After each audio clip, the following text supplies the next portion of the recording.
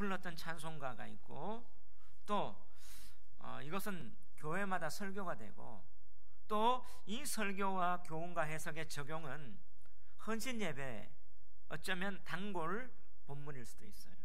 마리아가 헌신했던데 하나님 앞에 헌신하자.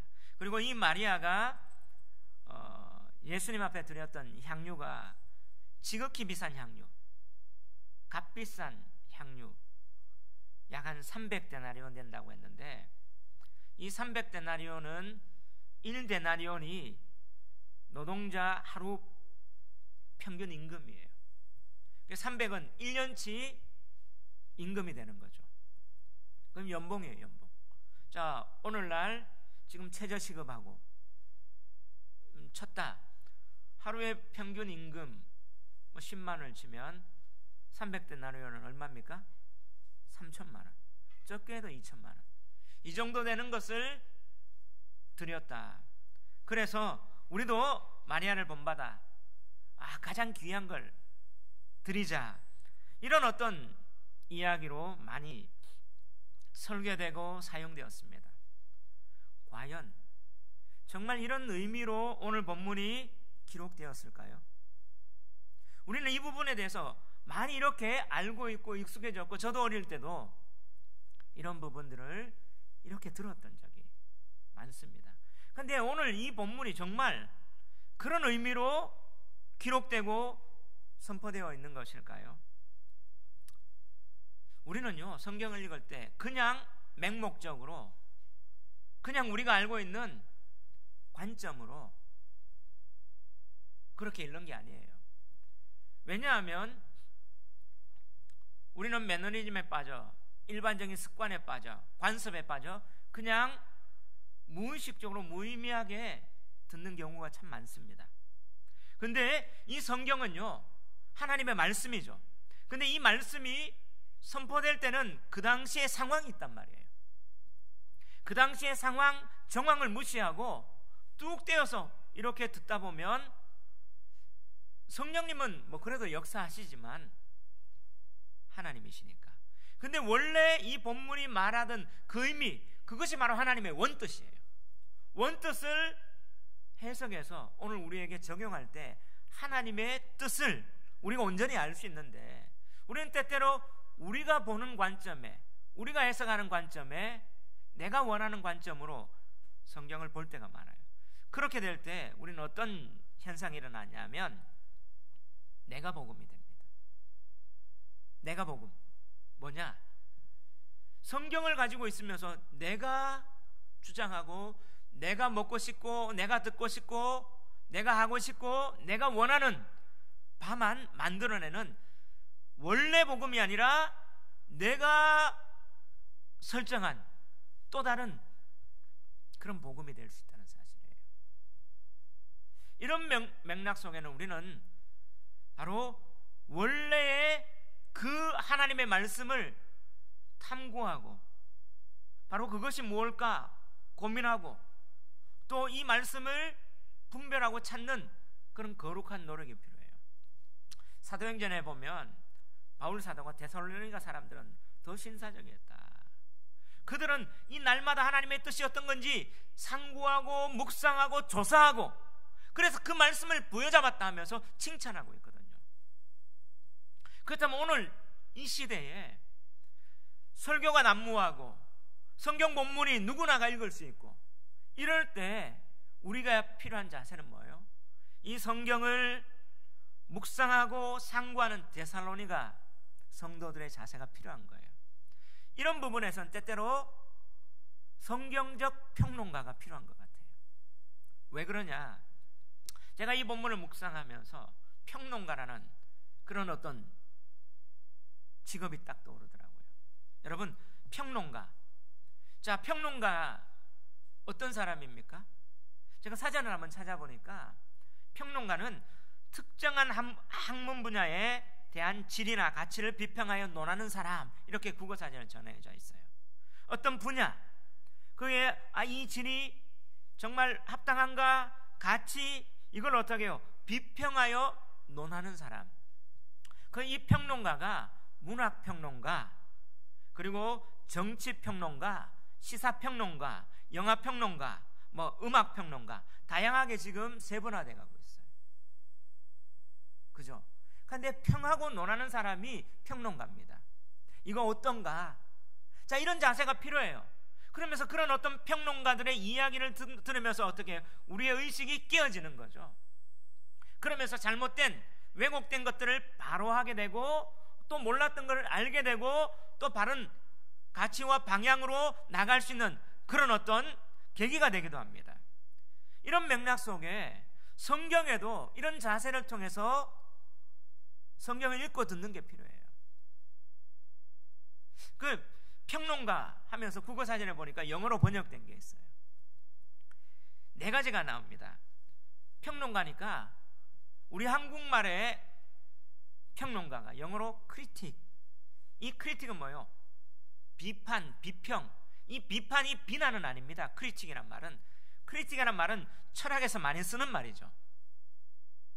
제가 학부 때 철학을 공부하면서 크리티칼 너무나 많이 들었던. 근데 크리틱이 뭐예요? 비평, 비판은요, 선을 긋는 거예요. 선을 그어서 기준을 딱 해서 이 기준에 합당한가 하지 않는가, 그걸 보는 게 비평입니다. 다시 한번 이게 옳은가 그런가 선을 딱 긋는 거예요. 이게 크리틱이라는 의미입니다. 그리고 또 이 평론가 해서 영어에 보면 커멘테이터, 커멘트하다, 이 말이 뭐예요? 주성이나 설명이나 해설하는 거. 이게 평론가예요. 이걸 보면서 해설하고 설명 잘하는 게 선을 그어서. 그리고 또 평론가라는 여기에서 번역되는 영어의 표현이 세 번째는 리뷰어라고 되어 있더라고요. 리뷰 뭐죠? 내가 그걸 보고 다시 봐서 내가 느꼈던 감정, 그걸들을 어떻게 해요? 기술하는 거잖아요. 맞습니까?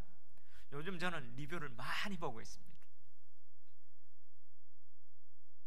그 리뷰, 그걸 보면 자기 어떤 그것들을 다시 한번 보여주는, 느꼈던 걸.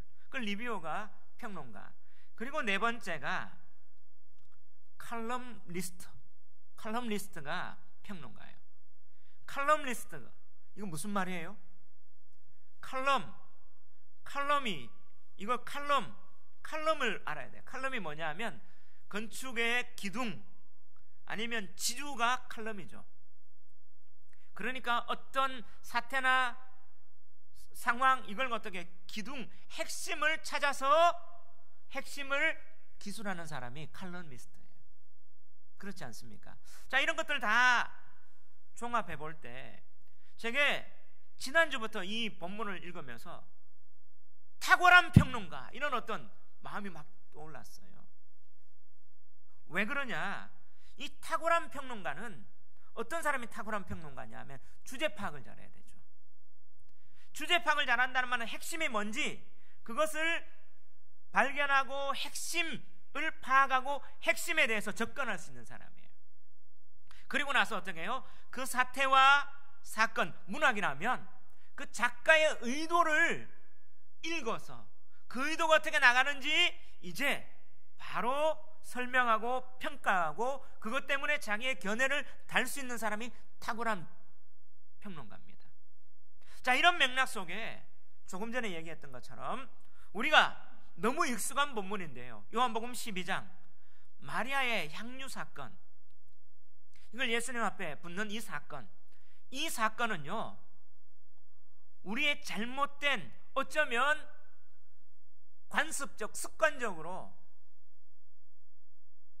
좀 매몰되어 있는 이 부분을 깰 필요가 있는 것 같아요. 데살로니가 사람처럼 본문이 정말 어려운가, 하나님 뜻이 뭔가 찾아보는 게 필요해요. 왜 그러냐? 오늘 찬송가를 불렀습니다. 몇 장을 불렀죠?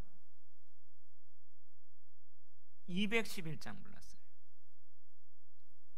기억납니까? 값비싼 향유를 주께 드린 막달라 마리아 본받아 값비싼 향유를 주께 드린 어떤 본문을 배경하고 있어요? 오늘 본문을 배경하고 있는 것 같아요. 근데 값비싼 향유를 주께 드린 사람이 누구라고요? 막달라 마리아. 막달라 마리아가 과연 맞아요?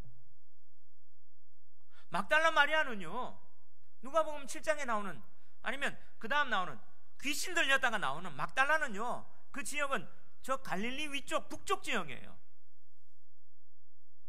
근데 오늘 향유옥합을 부은 사람은 누굽니까? 나사로의 누이 마리아예요. 우리 이 찬송가를 이렇게 부르면서 이 찬송가에 대해서 고민을 해본 사람이 저기 있습니까? 아, 찬송가는 그냥 그렇게 작사했으니까 그렇겠지라고 그냥 받아들이는 거예요. 평론에 대한, 막달라 마리아가 아니에요. 근데 이렇게 부르고 있어요. 잘못한 거죠. 본문에 대해서 그대로 나온 게 아니라 이것도 이렇게 실려 있단 말이에요. 근데 우리는 그걸 그냥 받아들이고 이렇게 얘기하는 거예요. 자, 이런 맥락 속에 오늘 본문, 이것은 어떤 부분일까? 저는요, 이 나사로 사건의 핵심이 오늘 여기 있다는 거예요. 자, 나사로 사건은요, 요한복음 11장에서 오늘 12장 11절까지가 나사로 사건이에요. 그죠? 나사로는 뭐, 죽은 나사로, 나흘이나 됐던 나사로가 어떻게 해요? 다시 살아나는 부활 사건입니다. 이건 놀라운 표적이에요. 요한복음은요, 표적의 책인데 7번의 표적이 있습니다. 근데 이 마지막 7번의 표적이 나사로 사건이에요. 죽은 나사로가, 불가능한 나사로가 인간의 가장 큰 문제인 죽음의 문제가 해결되고 생명을 얻는 부활 사건이 나사로 사건이에요. 근데 11장 나사로인데 1절 2절 한번 읽어봅시다. 어떻게 시작합니까? 시작. 어떤 병자가 있으니 이는 마리아와 그 자매 마르다의 마을 베다니에 사는 나사로라. 2절. 이 마리아는 향유를 주께 붓고 머리털로 주의 발을 닦던 자요, 병든 나사로는 그의 오라버니더라. 자, 병들어서 아직 죽었습니까? 안 죽었습니까? 안 죽었는데 지금 12장 사건을 나사로 얘기하면서 제일 먼저 딱 얘기해요. 그럼 나사로 사건의 핵심은 뭐란 말입니까? 이 향유옥합 사건, 마리아가 핵심이란 말이에요. 맞습니까? 이게 중요하다는 거예요. 그 나사로가 만약에 죽었다가 살아났습니다. 부활한 게 요한복음 11장 44절이에요. 44절 그 다음 45절 읽어봅시다. 시작. 죽은 자가 수족을 배로 동인 채로 나오는데 그 얼굴은 수건에 쌓였더라. 예수께서 이르시되 풀어놓아 다니게 하라 하시니라. 45절. 마리아에게 와서 예수께서 하신 일을 본 많은 유대인이 그를 믿었으나. 자, 나사로가 죽었다 살아났어요. 부활 사건 이후에 누가 왔어요? 유대인들이 왔는데 누구에게 왔어요? 마리아에게. 여러분, 일반적으로 죽었다 살아난 이 나사로 사건의 핵심 인물은 누굽니까? 나사로가 되는데, 나사로 죽었다 살아났는데 지금 이것 때문에 누가 왔다고요? 마리아에게 왔대요. 성경을 하나님의 영감으로 기록됐고 오류가 없다고 믿는다면 오늘 여기에서 중요한 건 뭐예요? 이 사건에서 마리아가 중요해요. 그리고 다 이제 끝났어요. 끝나고 이제 12장 1절 2절 3절 한번 읽어봅시다. 시작. 6월절 엿새 전에 예수께서 베다니에 이르시니 이곳은 예수께서 죽은 자 가운데 살리신 나사로가 있는 곳이라. 거기서 예수를 위하여 잔치할새 마르다는 일을 하고 나사로는 예수와 함께 앉은 자 중에 있더라. 3절. 마리아는 지극히 비싼 향유 곧 순전한 낫 한 근을 가져다가 예수의 발에 붓고 자기 머리털로 그의 발을 닦으니 향유 냄새가 집에 가득 하더라. 할렐루야. 지금 여기 뭐예요? 1절에 6월절 엿새 전에, 시간적 배경은 6월절입니다. 장소는 어디입니까? 베다니. 그런데 이 베다니라는 장소를 시간, 장소, 시간과 공간을 이야기하는데 베다니를 어떻게 설명하고 있습니까? 예, 죽은 나사로를 살린 곳, 이 나사로가 살린 이곳에 지금 뭘 하고 있어요? 여기서 마리아가 향유옥합. 그러면 자, 이 나사로 사건에서 핵심 인물은 누굽니까? 마리아입니다. 오늘 이 본문이, 사도 요한이 이 본문을 가지고 교회에서 설교했어요. 에베소 교회. 그리고 이것을 기록하고 이 편지를, 복음서를 그 당시에 초대교회, 전세계 교회 다 발송하고 예배 가운데 이게 읽혀졌어요. 하나님의 말씀으로 선포됐어요.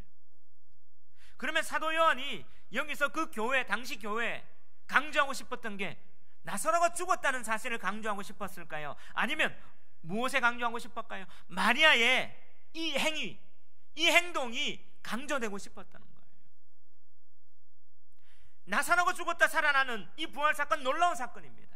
그런데 이 사건에 대한 의미가 진짜로 나타나는 것은 마리아의 향유옥합 사건이 진짜다, 이걸 봐야 된다라고 강조하고 싶었던 거예요. 아멘. 그렇다면 우리도 뭐예요? 성경이 말하고 하나님이 우리에게 보여주는 그 계시의 뜻을 본받아했다면 여기서 중요한 사건은 뭐예요? 마리아의 행동. 그러면 마리아가 왜 이런 행위를 했는가? 이 의미가 뭔가? 이걸 우리에게 찾아야 되는 거예요. 맞습니까? 그것이 바로 오늘 우리에게 주시는 메시지인 거예요. 마리아가 왜 죽은 나사로가 살아났는데 이 향유옥합을 예수님에게 붓는 이 사건을 했는가? 그럼 이 사건의 의미가 뭔가? 이 본질적 의미가 뭔지, 그러면 그 본질적 의미를 찾아서 오늘 우리에게 적용할 때 하나님의 뜻이 우리한테 적용되는 겁니다. 아멘.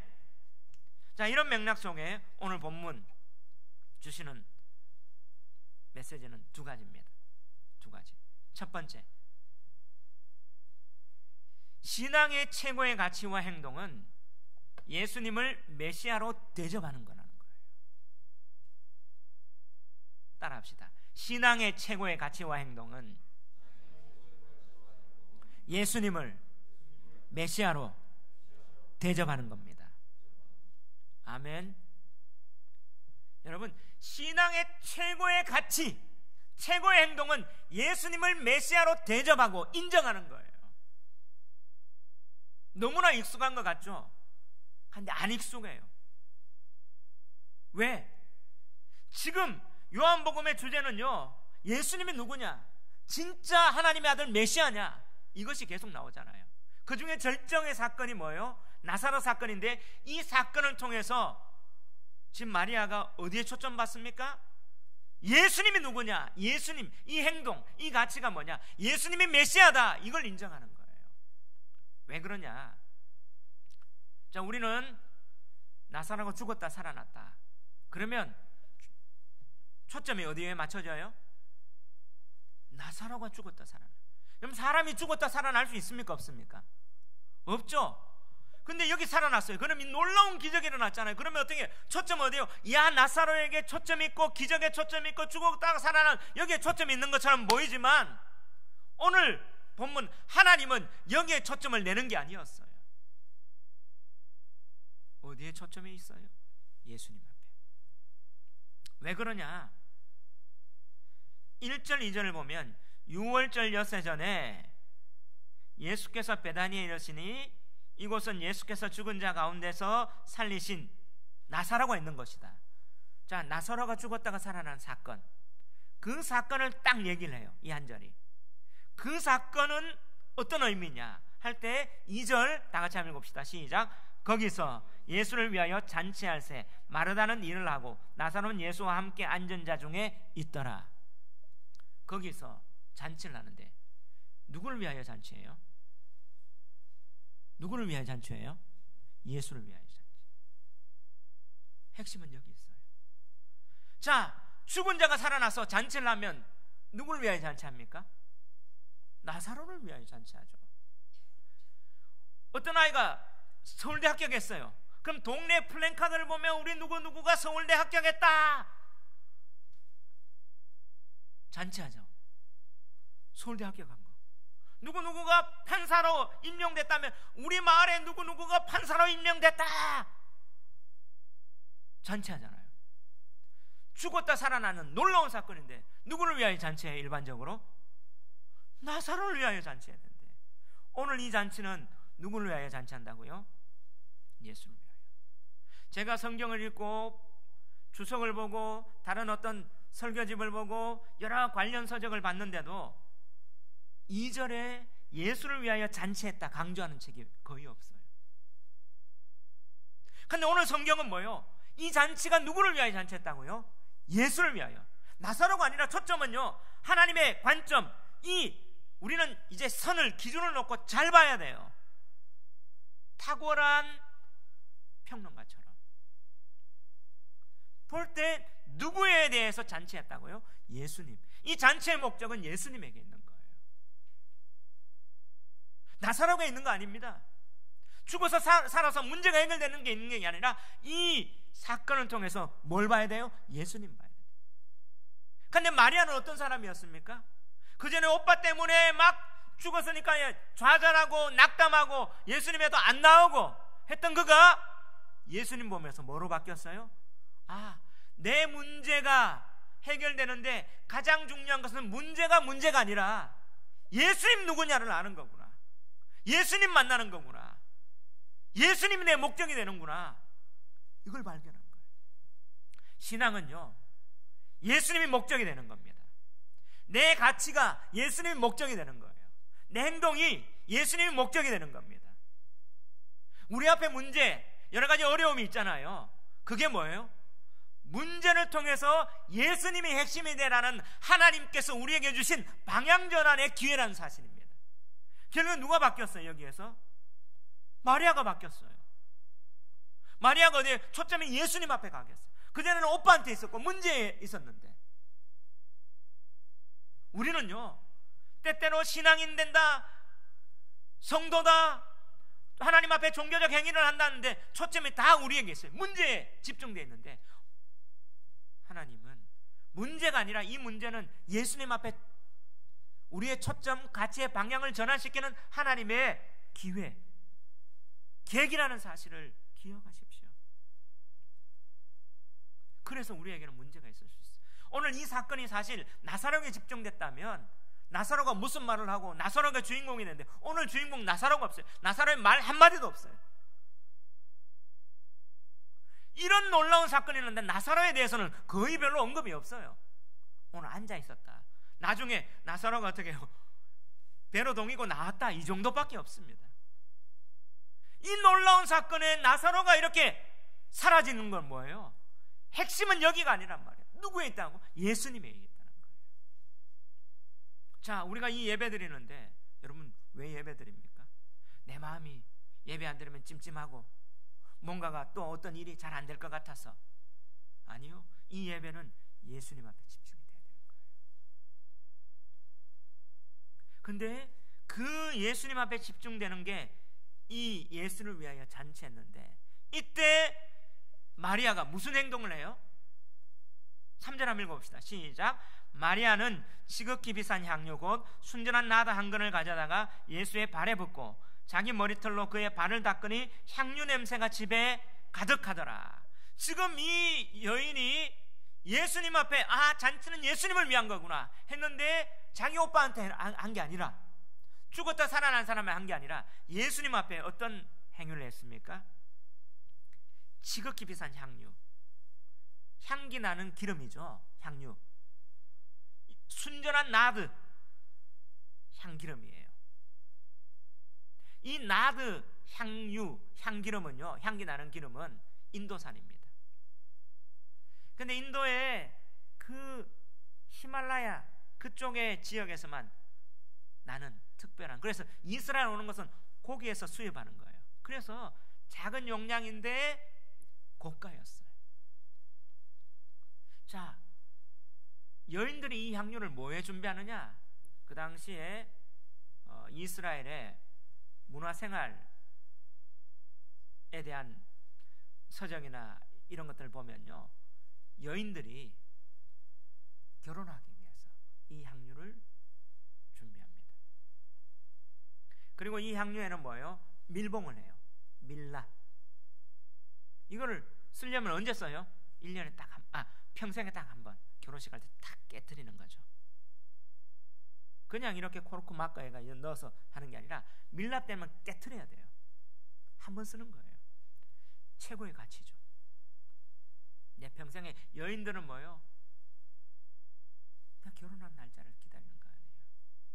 우리 유정이가, 제가 한번 미팅을 하고 만나고, 유정이가 중학교 1학년이에요. 여자애인데 막 얘기해요. 궁금한 거 얘기해 보니까 예수님 언제 오세요? 예수님 오시기 전에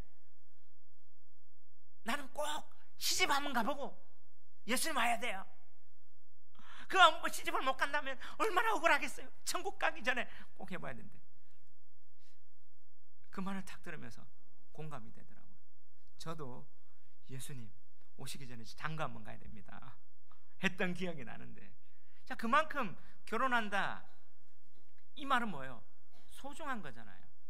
이 마리아의 자기의 평생에 기대했던 그 가치를 깨뜨려서 예수님 앞에 기름을 붓는 거예요. 근데 이 행위가 왜 중요한 행위입니까?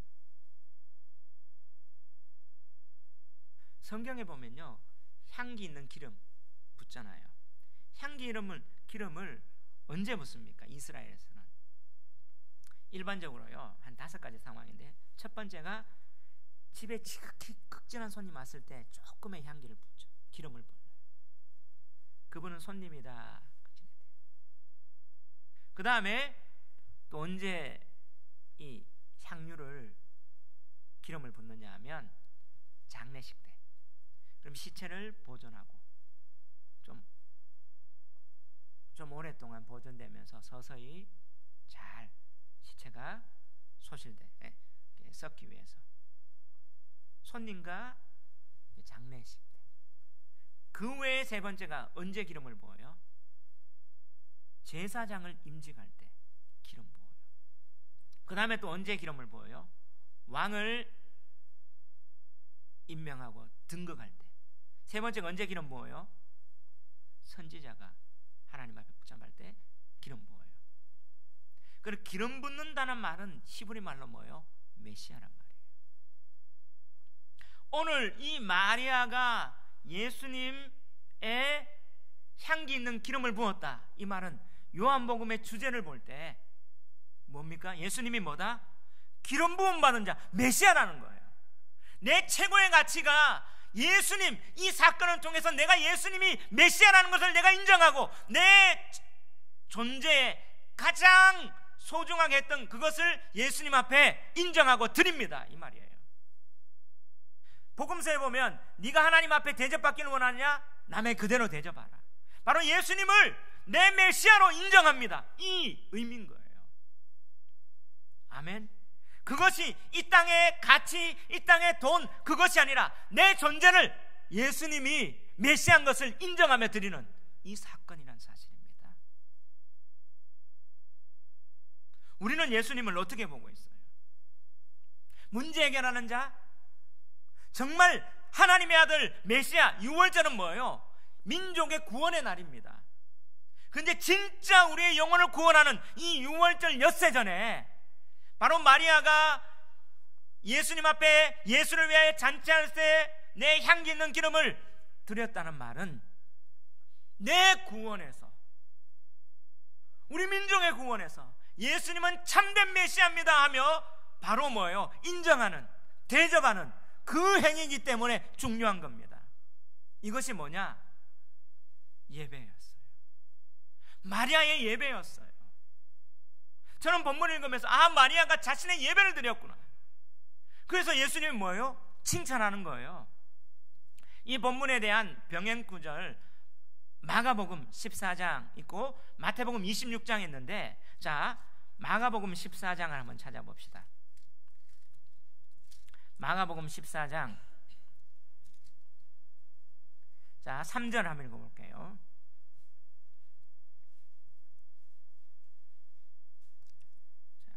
요한복음 다시 갈 거니까 요한복음 체크해 놓으셨다가 마가복음 읽는 겁니다. 3절 읽어봅시다. 14장 3절 시작.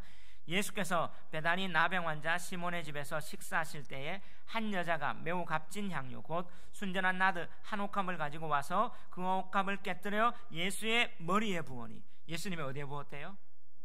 머리에 부었어요. 요한복음에는 어디에 부었대요? 발에. 왜 다를까요? 머리에서 부어서 어디까지 갔어요? 발까지.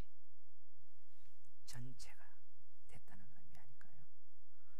요한은 끝부분을 얘기했고 마가와 마태는 시작 부분을 얘기한 거예요. 그죠? 같은 상황인데 볼 때 내가 이걸 전할 때 똑같은 상황인데 강조점은 어떤 게 머리에 부은, 다시 말하면 기름 부은 걸 얘기를 해요. 마지막까지 왔다. 그리고 발치에 앉았다는 말은 내가 제자가 됐다는 말이에요. 유대인들의 표현은 발 안에서 최고의 가치인 머리로 발을 했다는 말, 내가 예수님의 그 메시아라는 것을 내가 인정합니다. 대접합니다. 기름을 부은 거예요. 그래서 자 14장 마가복음 14장 8절 9절 한번 읽어봅시다. 시작. 그는 힘을 다하여 내 몸에 향유를 부어 내 장례를 미리 준비하였느니라. 내가 진실로 너희에게 이르노니 온 천하에 어디서든지 복음이 전파되는 곳에는 이 여자가 행한 일도 말하여 그를 기억하리라 하시니라. 할렐루야. 이 여자가 행한 일, 예수님 뭐예요? 복음이 전파되는 곳에 같이 얘기하라고 해요. 그 놀라운 사건 아닙니까? 놀라운 축복 아닙니까? 근데 예수님이 복음이 전파되는 곳에 이 여자의 행한 일 같이 전파된다 했는데 오늘 복음 전파되면 이 여자의 일 전파합니까? 안 하잖아요. 근데 이 여자의 일이 계속 나간대요. 그러면 뭐냐? 예수님이 메시아라는 사실을 이 여인의 이 기름 부음, 그러면 요한복음을 다시 오면 발에 자기의 머리는요 그 사람이 영광이에요. 발치라는 앉았다는 말은 계속 요한복음에 발치에 앉았다, 발에 앉았다 이 말은 뭐 제자가 된 말입니다. 내 최고의 영광을 예수님 앞에 발을 이 머리털로 머리부터 했었다는 메시아가, 이분이 메시아입니다. 기름 부음을 얘기하면서 내 최고를 제자가 되며 예배를 드렸다는, 마리아의 이 예배가, 이 제사가 복음에 동참하는 거라는 그런 의미 아닙니까? 아멘. 이 향유를 부은 게 복음서는 지금 뭐라고요? 예수님의 뭐를 준비한 거라고요? 장례식, 십자가. 십자가는 6월 전에 속죄, 새 언약의 제사라는 거예요. 민족을 구원하는, 바로 예수님이 이 나사로를 살리시고 예수님의 6월 전에 진짜 예수님이 십자가에 우리 민족을 구원하고 새 언약의 하나님의 백성을 삼는, 여기에 내가 동참하고 제자가 되고 예수님을 메시아로 인정합니다. 내가 예배를 드립니다. 이 의미이기 때문에 가치가 있는 거예요. 그래서 이 예배 행위는 복음이 전파되는 곳까지, 예수를 믿는 그것은 누구나가 예배에 동참하기 때문에 전파되는 거예요. 여러분, 구약의 제사, 신약의 예배입니다. 요한복음을 보십시오. 요한복음에는요 구약의 제사라는 단어가 하나도 없어요. 제사가 쓰여지는 데는 뭐로? 예배로 바꿔졌습니다. 그럼 제사하고 예배, 구약의 제사와 신약의 예배는 같은 동일한 맥을 가지고 있는 거예요. 자, 제사와 예배 중심되는 게 뭐예요? 제물입니다. 왜 제물이 중심될까요? 자, 제사할 때 제물은 누가 드려야 됩니까? 제사자가 드려야 됩니까? 제사장이 드려야 됩니까? 제사자가. 그 양에 죽일 때 누가 죽여야 돼요? 제사장이 죽입니까? 제사자가 죽입니까? 제사 드리는 사람이. 레위기에 정확하게 돼 있어요. 이 제물은요 제사 드리는 사람이 안수하고 자기가 죽어요. 그러면 이 제물, 예배에서 가장 중요한, 제사의 중요한 것은 뭐냐면 이 제물이 나다, 내 생명이다, 내가 하나님 앞에 나아가서 죄 참 속죄받았구나. 이게 제사입니다. 신약의 예배는 너희가 산제물 대라. 로마서 12장 얘기예요.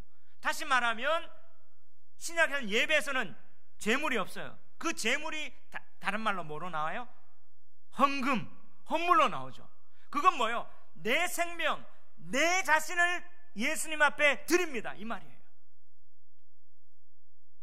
오늘 자 마리아가 이렇게 드렸다는 말은 뭐예요? 내 자신입니다.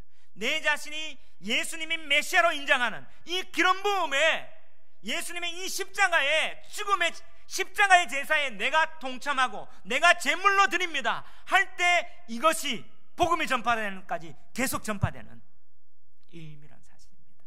할렐루야. 근데 가치는 뭐예요? 가치는요, 값어치의 저는 줄임말이에요. 모든 물건이나 모든 행위에 값이 매겨져 있어요. 뭘 하나 사도 내 판단 기준에 값이 있는 거에 하지, 값 없는다는 것은 싸도 안 해요. 오늘 이 마리아는 뭐예요? 자기에게 예수님의 십자가의 그 죽음, 십자가의 제사가 최고의 값이다. 그래서 내가 평생에 준비하고 단 한 번 써야 할 이것을 내 자신이 예수님의 십자가, 예수님은 메시아라는 사실의 구원에 대해서 날 구원해 주셨고 오빠를 구원해 주셨고 예수님은 민족의 구원이다 하며 자기 향유 옥합을 깨뜨려 드렸다는 말은 내가 제물 되겠습니다, 십자가의 제사에 죽음에 내가 동참합니다 하며 드린 거예요. 아멘. 이 의미가 요한복음에 강조하는 겁니다. 그래서 예수님 요한복음 다시 한번 보면 뭐라고 얘기해요?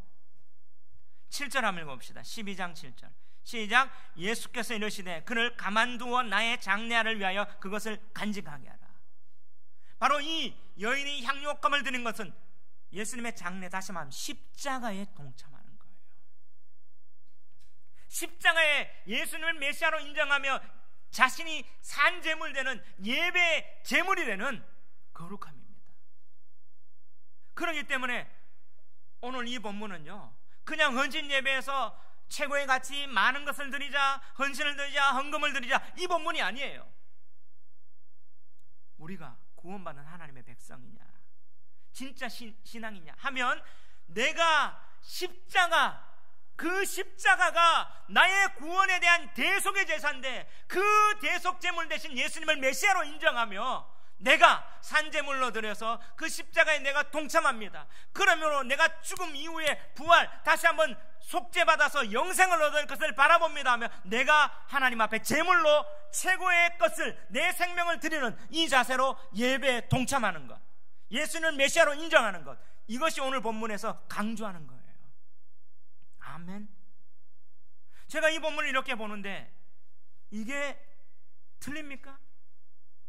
본문을 계속 묵상하고 봐도 오늘 본문이 사도 요한이 본문을 얘기했을 때 그런 의미였을 거예요. 근데 우리는 어떻게 얘기합니까? 때때로는 주일 예배 나오면서 또 예배에서 내 자신을 정말 드립니까?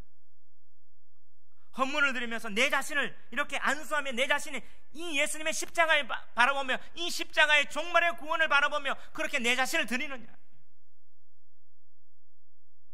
자, 여기에서 많고 헌물에 헌금에 많고 적음이 아니에요. 왜냐하면 구약에도 보면 그들이 재물 가져오는데 하나님이 이렇게 해요.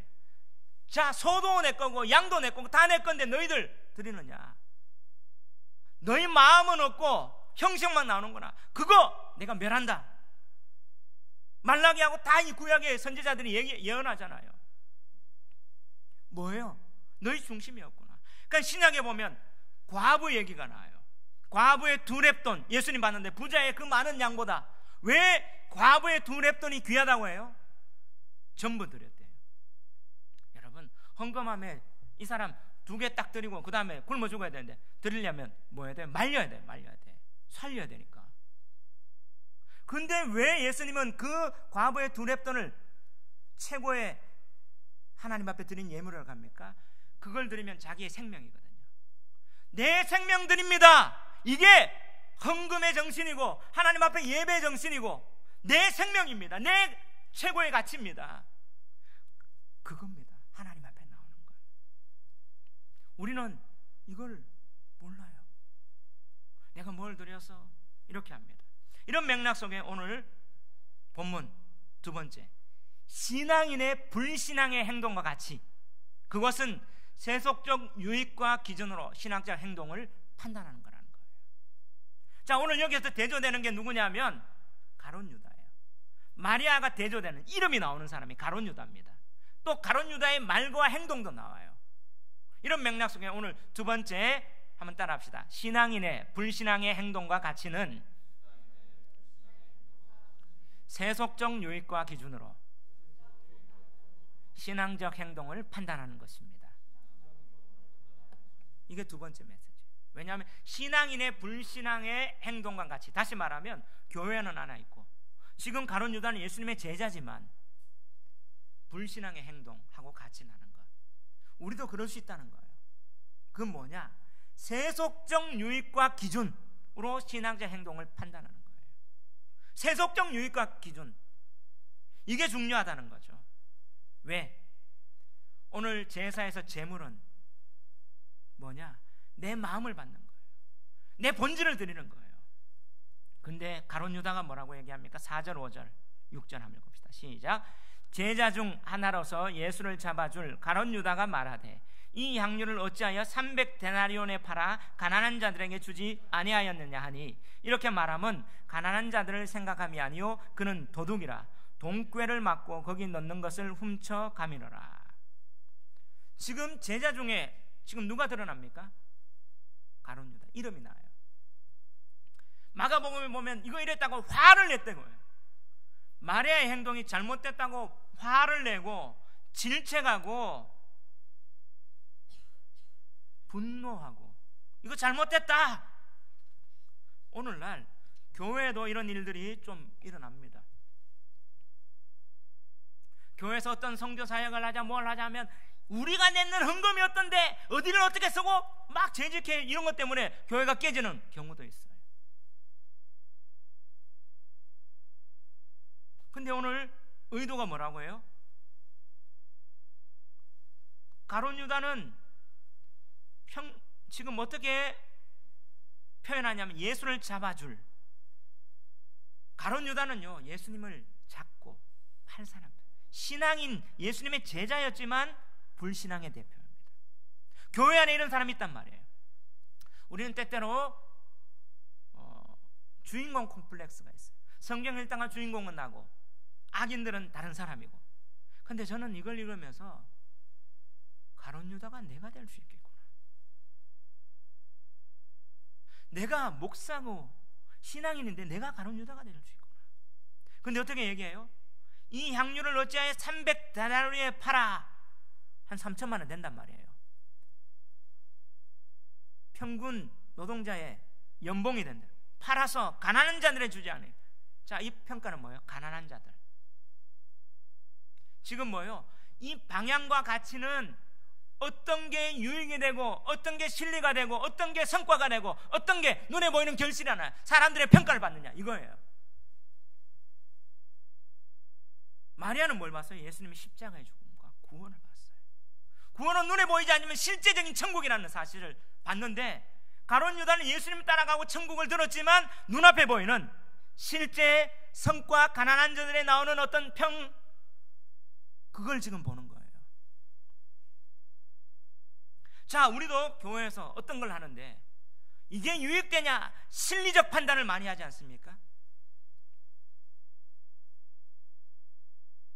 헌금이 어떻게 다 이게 다 새 나가고 이게 저렇게 나가면 어떤 이익이 안 되고 세상에 기업에서 손익분기를 나는 것처럼 손익분기는 다 해가지고 이건 좋은 그 선교 보고를 해도 어떻게 해요? 얼마나 성과를 냈고 어떤 평가를 냈고. 저는 그게 아니라고 봤어요. 그러다가 선교사님들은 뭐예요? 자, 다른 교회에서 선교의 후원을 받기 위해서 어떤 일을 했고 막 이런 걸 막 적어내요. 근데 제가 개척을 해보고 예배를 드려보고 교회를 해볼 때 그게 아니구나. 그러면 제 마음에 선교 마음이 왔을 때 선교사님들은 그 자체에서 사는 것, 예배드리는 것 자체가 선교구나. 다니엘이 그곳에서 기도하고 했던 것, 근데 그걸 가지고 뭘 이랬냐, 보고를 하냐, 이런 건 절대로 하지 말자. 그 자체 실리적 판단이 아니라 하나님 나라를 바라보고 나오는데, 지금 가룟 유다는 뭐예요? 이걸 가지고 이렇게 하면 더 많은 실리적, 더 많은 유익이 있고, 우리는요 판단을 할 때 실용적 관점에, 이익의 관점에, 유용성의 관점에 신앙을 잣대를 많이 안 됩니까? 근데 하나님은 뭘 봐요? 중심 봐요. 6절에 이렇게 말하면 가난한 자를 생각함이 아니에요. 그는 뭐라? 도둑이라. 돈깨를 맞고 거기 넣는 것을 훔쳐갑니다. 결국에는 이 가룟 유다는 돈에 대한 세상의 신, 세상의 가장 힘, 세상의 권력, 세상의 가치의 최고 정점인 돈, 내가 이걸 가지고 세상에서 천국을 누리겠다, 이거예요. 그게 드러나는 거죠. 그런데 이 가룟 유다하고 지금 누구하고 똑같아요? 대제사장들하고 똑같아요. 11장 53절 읽어봅시다. 시작. 이날부터는 그들이 예수를 죽이려고 모의하느니라. 자, 이 그들이 누구예요? 예수님 죽이는 대제사장들이잖아요. 자, 48, 49, 50 한번 읽어봅시다. 시작. 만일 그를 이대로 두면 모든 사람이 그를 믿을 것이요, 그리고 로마인들이 와서 우리 땅과 민족을 빼앗아 가리라 하니, 그 중에 한 사람 그의 대제사장인 가야바가 그들에게 말하되 너희가 아무것도 알지 못하는도다. 한 사람이 백성을 위하여 죽어서 온 민족이 망하지 않게 되는 것이 너희에게 유익한 줄을 생각하지 아니하는도다. 결국엔 뭐예요? 대제사장 예수님 나사로 살리는 이 사건 때문에 죽이자. 왜? 유익. 결국엔 대제사장, 예수님의 반대편에 있어서 하는 대제사장이나 예수님 편에 제자로 있어서 하는 가룟 유다나 똑같다는 거예요. 유익, 내 유익, 내 결과. 신앙은요 내가 잘되고 내 결과가 아니에요. 신앙은 보이지 않는 천국을 보고 내가 죽었던 우리를 구원하게 하는, 보이지 않는 영적인 실제 않은 세계를 우리의 삶에서 보여주는데, 우리는 뭐요? 그 세계가 허상이다 하면 현실적인 것으로 판단하려는, 이게 신앙인의 불신앙인이죠. 가룟 유다는 그걸 봤단 말이에요. 그렇기 때문에 뭐예요? 실용적, 현세적 관점으로 판단하는 거죠. 가난한 자 도와라. 그러면 뭔가가 칭송도 있고, 뭔가가 결과물도 있고, 뭔가가 사람들에게 유익했을 건데. 근데 예수님은 뭐예요? 아니다. 내 장래, 십자가를 바라보는 게 진짜야. 진짜가 뭔지 보여주는 거예요. 그러면서 예수님이 이렇게 말해요. 가난한 자들은 항상 너희와 함께 있거니와 나는 항상 있지 아니하리라. 다시 말하면 예수님이 우리한테 관점은 뭐예요? 가난한 자들이 아니라 내 십자가를 보아야 되는 거예요. 교회 안에 오늘도 많은 예수님을 믿는다고 하지만 민중운동하는 사람들이 있고, 그래서 어떻게 해요? WCC 1948년에 WCC 종교통합 운동이 일어나고 나서 그때부터 뭐예요? 해방신학으로 저기 남미 쪽으로 나가서 민중운동하고, 가난한 자들을 어떤 가난 속에서 해방해야 되겠다. 그래서 뭐예요? 계급타파하고 사회개혁을 추구하는 교회 안에서 신학자들과 목사와 성도들이 이런 일들을 해요. 실리적 관점이죠.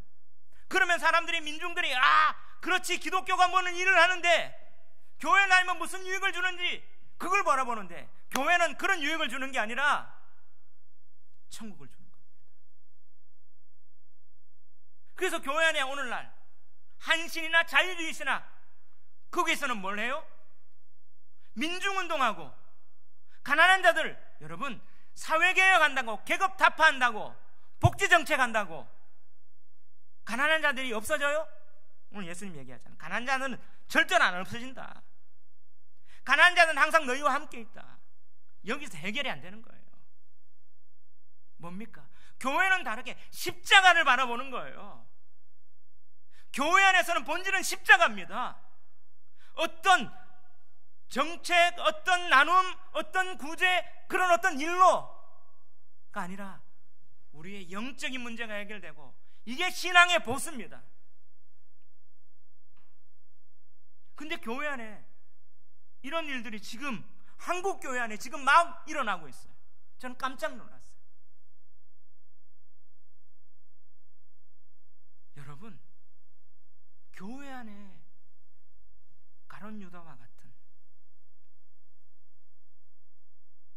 신앙인들이 얼마나 많은가. 진리로 판단하고 사회개혁으로 천국은 보이지 않는데 보이는 천국을 구현하려고 잘못됐다는 거죠. 이게 불신앙이에요. 제가 교회 개척을 하면서 제 고백을 합니다. 제가 교회를 개척하면서 마음에 두 가지가 있더라고요. 하나님이 원하시는, 성경이 원하시는 그런 교회를 한번 하자. 근데 교회를 또 꾸려 나가는 게 너무 힘드니까 하나님 자리 좀 되게 해주세요. 너무 힘들어요. 두 가지가 딜레마가 계속 갈등이 있어요. 그러다 보니까 뭐예요? 또 성장도 해야만이 되는데, 그 전에 제가 개척하기 전에 어떤 마음이 있습니다. 저는 절대로 개척 안 하려고, 청빙 받으려고 했어요. 최소 200명 이상 되면 뭐예요? 생활비 받고 집 주고 차 주고 강의하고 설교하고 기도 쫙 하고 하면 뭐예요? 안락하잖아요. 제가 정말 천국 본질을 보는 게 아니라 저도 가룟 유다처럼. 근데 교회 개척해 보니까 제 모습 속에 가룟 유다 같은 게 다 보이더라고요.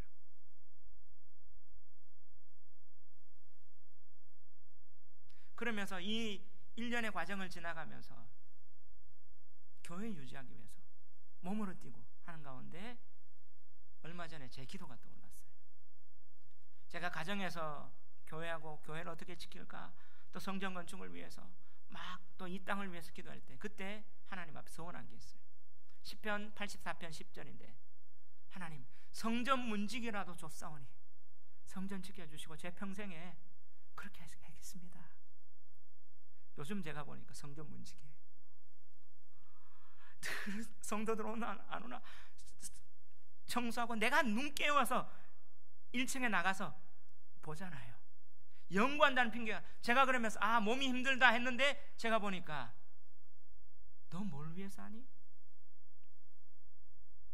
보이지 않는 천국 때문에 감당할 수 있게 이런 한 깨달음이 있으니까 지금 육체적으로 힘든데 이번에 새벽 기도를 하는 가운데 내 영혼이 맑아졌어요. 금요 기도해야 하는데 영성이 막 뛰어나요. 사람이 별로 없는데도. 그전에는 금요 기도해야 하는데요 막 짜내려고 했어요. 그런데 이렇게 기도하니까 뭐예요? 영성이 맑아졌는데 딱 찬양을 썼는데 샤워하고 나서 개운한 느낌 있잖아요. 내 몸과 영혼이 샤워한 느낌이 탁 들었어요. 이야, 기도하고 깨달아서 하나님 앞에 새벽을 드린 이런 느낌이구나. 사람이 별로 없었는데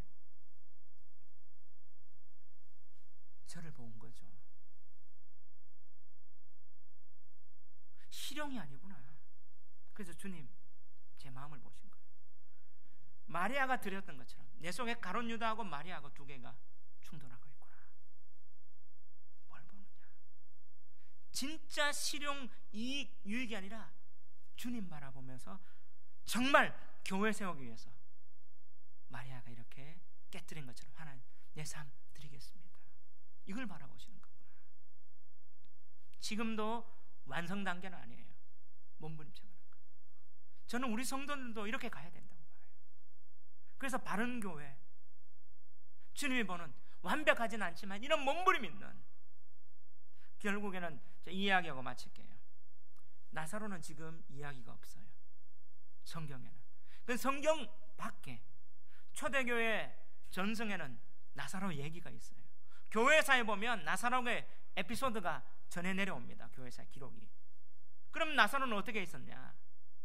예수님 이후에 예루살렘에서 교회를 섬기다가 예수님이 땅끝까지 이르러 내 증인 되리라니까 나사로도 섬겨러 가요. 땅끝. 땅끝이 그 당시에는 스페인 저쪽인 거 그렇게 서진 쪽으로 알아서 나사로는 어디를 갔냐 하면 키프로스 섬에 선교하러 갑니다. 키프로스 하면 사이프러스 섬, 터키 쪽에. 우리 성경의 배경은 구브로, 그 바나바의 그 고향이죠. 여기에서 선교를 했는데, 선교를 하다가 당당했어요. 마지막에 어떻게 됩니까? 순교합니다. 나사로가 순교하는데, 이 순교에 대한 장면에 대한 기록이 있어요. 죽음에 대해서 전혀 두려워하지 않고 당당한 거예요. 왜 그럴까요? 한번 죽어봤으니까. 한번 죽어보니까 진짜 천국과 실제가 있는 거예요. 당당한 거잖아요. 그러니까 죽음이 안 두려운 거예요. 오늘 이 나사로 사건을 통해서 마리아가 죽었던 그 오빠를 통해서 뭘 봅니까? 예수님이 십자가에 죽어서 부활할 걸 보고, 내가 이 제사 앞에 내 최고의 가치를 드립니다. 예배자로 나갑니다. 눈에 보이지 않는 천국을 위해서 이 십자가에 동참하는 이 예배로 나갈 것인가? 이것이 네 마음이 있는 곳에 네 물질이 있다고 했어요. 그런 어떤 행동과 가치로 나가는 겁니다. 그냥 내가 교회 헌금하기 때문에 내가 연말정산하고 내가 뭘 하고 내가 뭐 해서 어떤 이득을 얻고 내가 여기에서 직분을 받고, 이게 아니라 내가 이 십자가에 동참해서 내가 정말 정말 천국을 바라보기 때문에 나가느냐, 이거냐? 아니면 가룟 유다처럼 예수님 따라가지만 어떤 실력이 있느냐, 이걸 통해서 어떤 이익이 오고 어떤 혜택이 오느냐, 여기서 천국을 맛보느냐, 이 두 가지입니다. 근데 결국에는 나사로는 당당했어요. 오늘 여기 보십시오. 9절에 유대인의 큰 무리가 예수께서 여기 계신 줄 알고 오니 이는 예수만 보기 위함이 아니요 죽은 자 가운데 살리신 누구도 보기 함이라, 나사로도 보려 함이라. 대제사장들이 나사로까지 죽이려고 모이하니. 11절 다 같이 한번 봅시다. 시작. 나사로 때문에 많은 유대인이 가서 예수를 믿음이라. 할렐루야. 나사로 때문에 죽음을 넘어서서 진짜 천국 실제를 바라는 이 나사로 때문에 예수를 믿는 것처럼, 오늘 우리도 보이지 않는 실제 천국을 바라보면서 이 십자가 예배에 동참해서 이것을 경험해서 믿는 저와 여러분 되시기를 주의 이름으로 축원합니다. 우리 한번 이 찬양하며 나갑시다. 내게 있는 향유 옥합 주께 가져와 그 발 위에 입 맞추고 깨뜨립니다. 이제 가사 생각하면서 찬송가보다 이게 더 가사가 성경적이에요. 그래서 한번 부르면서 나갑시다.